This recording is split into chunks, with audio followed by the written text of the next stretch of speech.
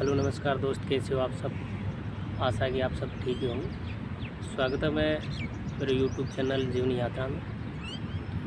आज मैं आपको बताऊंगा कि आप पहली बार विदेश आ रहे हो और बिल्डिंग लाइन में काम करने के लिए आ रहे हो। आप विशेष जो टाइल, प्लास्टर, प्लम्बर, इलेक्ट्रॉनिक का काम, ये सब में अगर आप पहली बार दुबई आ रहे हो तो कौन से महीने में आपको आना होगा, विजिट भी आना होगा या फिर आपको अप्लाई वीज़ा में डायरेक्ट आना है, उसके संबंधित मैं आपको जानकारी देने वाला हूँ। तो शुरू करता हूँ ज़्यादा टाइम ना लेते हुए। अगर आप इंडिया में रहे हो और घर के बाहर, अपने गांव के बाहर कहीं पर भी आप काम करने के लिए नहीं गए हो, मतलब कमाई की वजह से आप कहीं भी बाहर नहीं गए हो, घूमना का एक अलग बात है, लेकिन अभी आप दुबई आना चाहते हो, आपका मन है दुबई आने का, तो ये तो एक नॉर्मल बात है कि नई जगह पे जाओगे तो आपका पहले तो मन नहीं लगेगा। जैसे आप रिश्तेदार के कहीं जाओगे तो मतलब उसका एकदम से आपका वहाँ पर भी मन नहीं लगेगा। तो वो सेम कंडीशन यहीं दुबई में है। तो दुबई में अगर आप पहली बार आ रहे हो तो आपके पास, आपको मालूम है, पासपोर्ट होना, अगर आपके पास पासपोर्ट है तो आप दुबई आ सकते हो। अब आपको यहाँ पर डायरेक्ट पहली बार आप रहे हो तो अप्लाई वीज़ा नहीं लेना होगा आपको। अगर जहाँ से ये मेरा व्यक्तिगत मेरा मन है, आप अगर पहली बार आ रहे हो, क्योंकि वजह है कि वहाँ पर आप आओगे, अगर ये जो अभी जो महीना चल रहा है अपना, जून महीना चल रहा है, जून महीने, जून आ गई, जुलाई आ गई, अगस्त, अगर इन 3 महीनों में आप यहाँ पर आओगे तो बहुत गर्मी है और आप काम नहीं कर पाओगे। क्यों काम कर लोगे, कई बंदे जो हैं वो तो कर भी सकते हैं, ऐसी बात नहीं है, लेकिन 90% आदमी यहाँ पर ये बोला कि यहाँ का तो मौसम सेम कंडीशन यही रहने वाली है 12 महीने में। फिर आपका मनोबल टूटेगा, फिर आप लोग क्या करोगे, तो वापस इंडिया जाने की प्लानिंग करोगे। और इंडियन की एक बार खासियत होती, तो अगर वो घर जाने का एक बार उसका मन हो गया तो वो फिर घाटे या सौदे का नफ़ा बिल्कुल नहीं देखता, वो घर जाने के लिए रेडी हो जाता है। और फिर वहाँ पर विदेश वो फिर मुड़ के कभी आता भी नहीं है। क्यों कि वो उसका सौदा है वो घाटे वाला हो गया ना। आया था यहाँ पर पैसे कमाने के लिए और वो यहाँ से ऐसा नहीं कमा के गया। और आपको पता है हवाई यात्रा भी आजकल कितनी महंगी है। तो इस महीने में आपको आना नहीं है, आपको विजिट वीज़ा लेके यहाँ पे आना है। तो विजिट वीज़े का एक काम और है कि वैसे विजिट पर आप यहाँ पर आ सकते हो, लेकिन यहाँ पर आके विजिट पे काम करना अनिवार्य नहीं है। इधर का गवर्नमेंट आपको फ़ाइन भी दे सकती है अगर पकड़े गए हो तो। अगर नहीं पकड़े गए हो तो आप काम कर सकते हो, आपको कोई बोलने वाला नहीं है।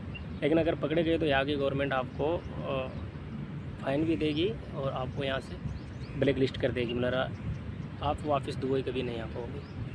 तो विजिट में जॉब सर्च करने के लिए अगर आप आ रहे हो तो आप काम देखो, और अगर आपको काम मिल जाए तो आप यहाँ पर डायरेक्ट अप्लाई वीज़ा ले सकते हो। वहाँ पर जैसे आप आया किसी कंपनी में, आपने CV सा भी जमा करवाई, आपने इंटरव्यू दिया, आप पास हो गए, तो अब इसमें एक लफड़ा ये भी है कि अगर आप 1 महीने का विजिट लेके आओगे तो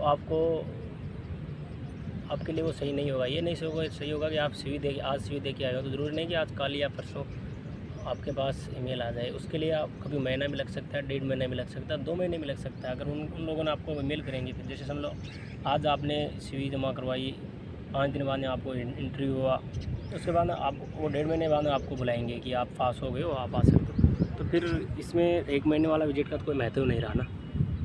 तो आपको विजिट होगा, लॉन्ग विजिट लेना होगा, जो का उसका कॉस्ट रहेगा तकरीबन, इधर का 900 है, तो तकरीबन आप 18, 19, 20 हज़ार समझो उनके लॉन्ग वीज़े के। वहाँ पर आने के बाद में यहाँ पर आप कहीं पर भी जॉब देखो, अगर आपके 3 महीने में आपको जॉब मिल जाएगी, मिल जाने के बाद आप वहाँ पर अप्लाई वीज़ा लगा सकते हो। ये है यहाँ पर आने की प्रक्रिया पहली। अब है जो बिल्डिंग लाइन का जो काम होता है ना, उसमें जब तक बंदा नहीं करके आएगा, अभी जैसे मैं जब इधर से आया 2017 में मैं आया, तो मैं सही महीना चूज़ करके आया था। मैं अक्टूबर में आया था तो उतनी गर्मी नहीं थी इधर। फिर मैं मौसम भी ठीक ठाक था, मैंने भी हिम्मत करके इधर 3 महीने करने के बाद 3 महीने बाद मेरे को अच्छा लगने लगा इधर।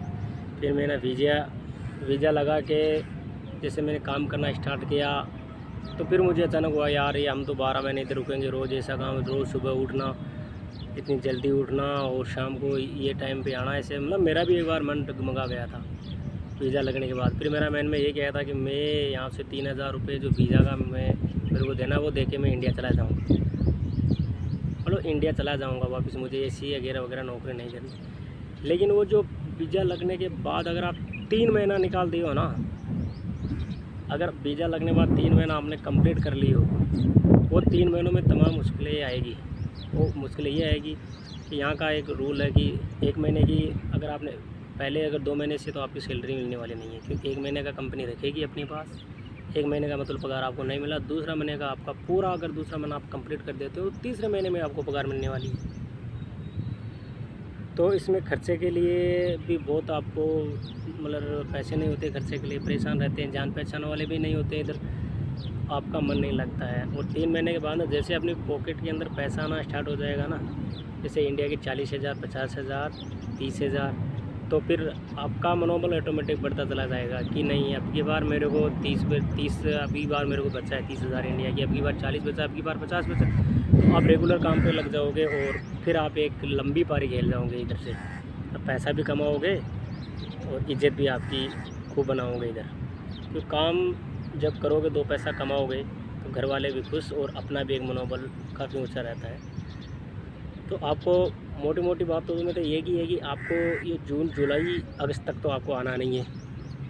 पहली बार आ रहे हो तो पुराने आदमी जो पहले आकर गए हैं वो तो कभी भी आया हुआ, वो तो मजे हुए खिलाड़ी हैं, उनको तो मतलब बताने की कोई बात नहीं है, उनको तो यहाँ की सिचुएशन का सब मालूम होता है, कितना क्या रहता है, कितना क्या नहीं रहता है।